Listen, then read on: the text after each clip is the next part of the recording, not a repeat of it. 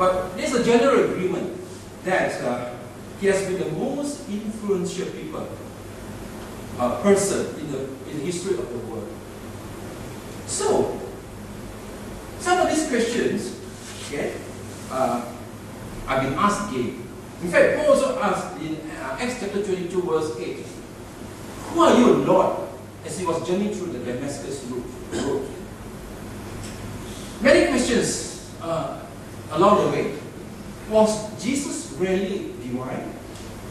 Was he really the Son of Man, the Son of God? Was he born of a virgin? What do you think of his earthly life? What do you think of his ministry? What do you think of his purpose in coming to the earth? More questions. What do you think of him as a teacher? What do you think of him as a physician? What do you think of him as a comforter? What do you think of him, of his death? Do you believe that he is living still?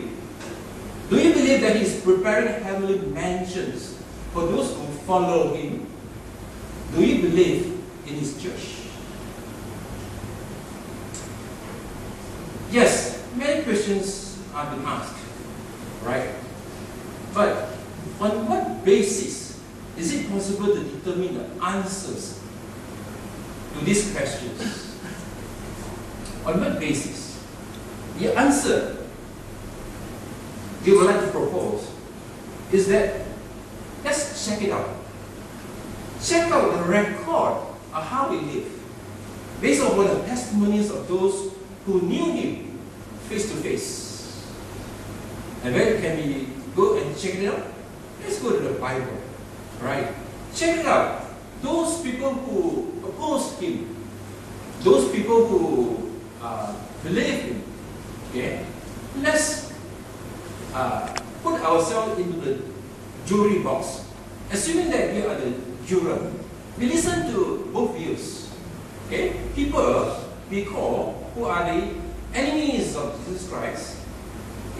And after that we call other witnesses, who are friends of Jesus Christ. And you be the sole judge. Let's check it out. The first person we can call, and listen, could be the chief priests and temple officers. One day, the chief priest told the officers, "Hey, you go and arrest this man called Jesus. I think he is creating a lot of trouble for us." And so, the temple officers went, with the instruction to arrest Jesus and bring him back to the temple. But the temple officers did something before arresting him, which could be a mistake. Before they arrest him, they stood and listened to what Jesus said. And at the end of the day, they did not arrest him and went back to the temple empty-handed. So the Pharisees and the chief priests said, "Hey, why have you not brought him?" The officer said, "So sorry, no man ever spoke like this man. So we did not arrest him." That was recorded in John 7:45 to 46. Alright, let's call another witness. Let's call the Pharisees. You know the Pharisees? They're supposed to be learned in the Torah, the laws of God. And this was what they accused Jesus. That this man received sinners and eat with them. There's only accusation that lay on him. And when he was crucified on the cross, they mocked at him. You know, this man, he saved others, but himself he cannot save. Matthew 27:42. That's all the Pharisees can lay charge on him. What's the big deal about this charge? Let's call another guy. Caiaphas, the high priest. One day, they arrested Jesus and they put this question to him. "Tell us, if you are the Christ, the the Son of God? Okay, it is a loaded question. Alright? If you say yes, then it's blasphemy. If you say no, then it's an impostor. But Jesus answered in Matthew chapter 26, verse 64, it is as you say. Nevertheless, I say to you, hereafter you will see the Son of Man sitting at the right hand of the power, coming on the clouds of heaven. Well, if Jesus was what he claimed to be, that he is the Son of God, then there's actually no charge. Right? Let's look at Pilate. Pilate, the Roman governor. So these priests and the Pharisees, they caught out of Jesus and they presented him to the Roman governor, Pontius Pilate. And so they put him on the trial and made a great, big accusation that he is causing trouble to the people here. And so asked Pilate to sentence him. But during that day, there was this particular feast where they're going to release some prisoners. Just like releasing people from ISA. And so the Roman governor narrowed to two choices. Tell me what, everybody, I heard about this man Jesus, but today is the feast. We're going to release one prisoner. Would you like to choose Barabbas or this man Jesus? Barabbas or Jesus? Not Barnabas. Some of us get confused. Not Barnabas. Barnabas is son of consolation, is a great man.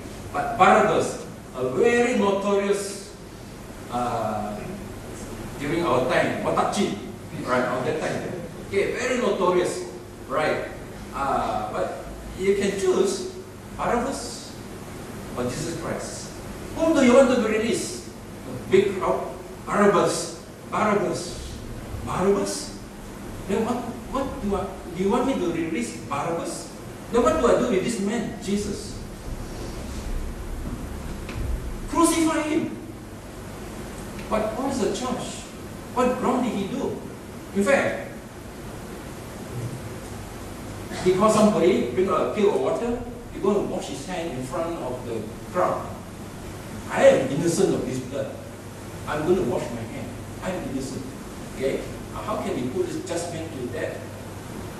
But the crowd said, crucify him. Crucify him. Okay?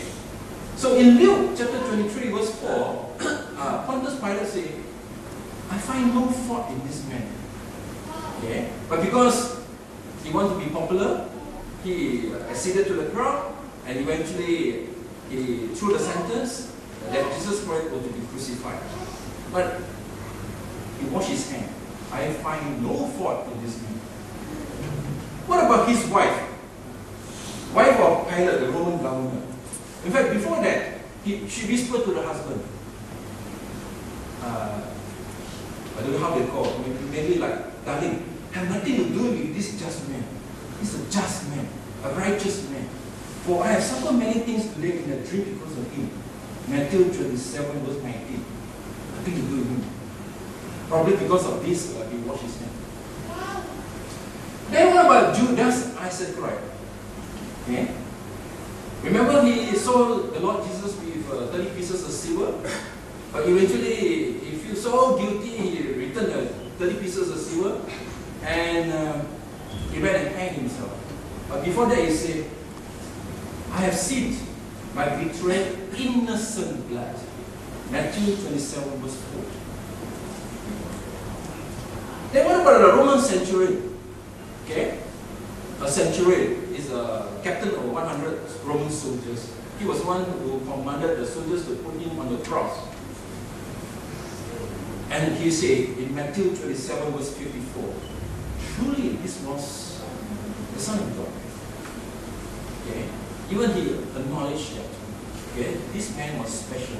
Not just special, he was truly the Son of God.